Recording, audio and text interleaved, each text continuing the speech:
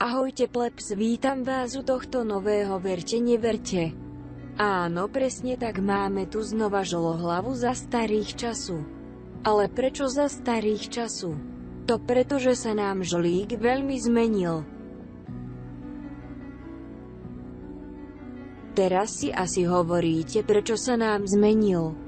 Ja vám to poviem, žolík poslednú dobu nehrá CS-ko, ale hrá hovadiny, tým pádom na jeho streamy nechodia ľudia, pretože nemá rage a všetci chceme trochu tej aktivity žolíka. Teraz sa presunieme na miesto, kde vám ukážem žolíka v súčasnosti. Tu máme žolíka za poslednú dobu.